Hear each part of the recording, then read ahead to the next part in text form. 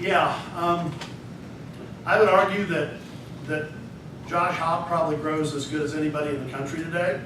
If you were to tour one of his facilities, and a grower, we actually have GTI in tomorrow to tour one of our facilities. Most every grower we've ever toured, we don't tour many, kind of come out with their mind semi-blown. He gets some really, really good results and some high quality materials that stand up to pretty rigorous inspection.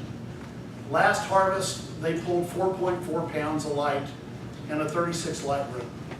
I mean, they're pulling a pound plus a plant across 6 strains in that room, and that's metric verified because the state comes in and verifies everything that they do. So it's not that he's just a superior grower, he's very methodical. He uses his nutrients properly. He does something unusual that he schwazzes or strips down the plant. So it looks like he basically took that plant and stripped it down to its little stem the first day it goes into flower. And then they strip it again at day 20 in flower. But the plant comes back, and through nutrient management and through tending of the plants, they get very good results. It's just unusual to see that kind of performance, which Medicine Man Technologies, when we based ourselves on the Williams family, it was 2.5 pounds of light, a gram a watt. That was considered to be good performance indoors. We met Josh and we saw his grow, and after we did our due diligence, we saw a guy that was probably putting up close to double those numbers. Our Girl Scout cookies, we're lucky to see a pound and a quarter. His Girl Scout cookies were kicking out 3+ pounds. It's the way he maintains and tends his plants, and the way he aggressively tops, and the way he runs his gold facial. Yes, sir? So you're saying that the best numbers we've seen indoors off of artificial lighting is 3 pounds per light, correct? No, I'm saying we're doing 4.5 pounds of light indoors. That's the best the market's seen at this point in time. I think that's the best. I have yet to somebody bring me metric verified or BioTrack or any other state verification system on an indoor system. We're typically pulling 140 to 150 grams a square foot, 5+ times a year. So there's probably somebody out there doing it quietly, and there are a lot of people that are hitting that 2 pounds, 2.25 pounds, 2.5 pounds indoor. Greenhouse, you can do well you can do good in greenhouse as well, but your harvest cycles are a little different. You don't have good supplemental light and good environmental control. During the dead of summer, if you can't get that greenhouse down to 85, 86 degrees because you're at 110 outdoors with 80% humidity, you're going to find the plants are not going to be too happy with you, and they're not going to be as productive. We've seen greenhouse operators that really shut down in July because they just know they're not going to be able to get the performance out of their plants that they want, and they don't want to spend the money on environmental controls. What is your speculation on artificial lighting and the terpene profile versus sungrown?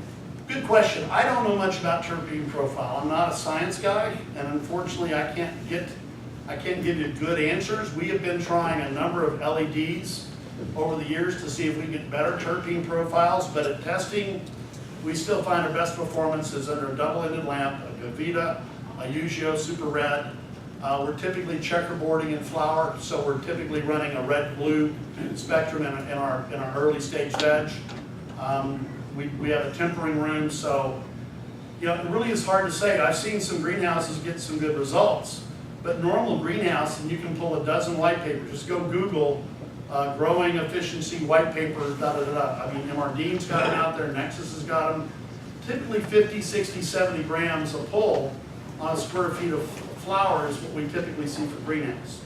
Now, you can turn your plants a little quicker. Maybe you focus on 6 or 8 colors rather than 18 or 20. It really depends upon your choice. And it's not that greenhouse grows are not efficient and can't be done very nicely.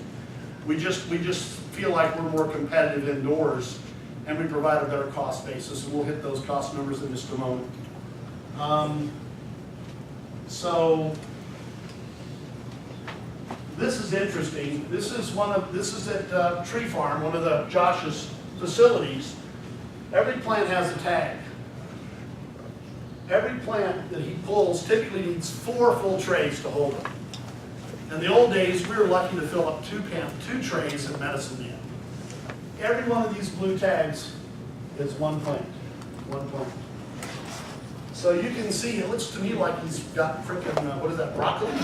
Looks like it's broccoli on there. So when I watch these guys harvest a room, it's just amazing to watch them walk out with plants and when they get to trim, they strip them, they get into trimming, they end up with some phenomenal results. And once again, in that facility, Treehouse, they run probably 25 strains. So they run some decent strains. They run the Juicy Fruit, a Black Ice, a Giesel. I know there's some lemony something or other that they grow. I think they have a pre-98 Bubble Kush that's supposed to be really good. And once again, I'm not a strains guy, so I don't know all that. But when you look at those kind of results from an indoor grow, it's just sometimes hard to compete. And once again, not the outdoor, or I mean, Northern California, Humboldt County, those guys have it made. If I could go back 15 years of my life and move to Northern California and run one harvest a year and then retire to the beach of some Malibu for 6 months a year, man, I think that would just be the ideal job to have. And they've been growing forever. So California outdoor growers, obviously, Emerald Triangle in those areas, do a really good job of growing, but they lose a crop every 5 or 6 years perhaps.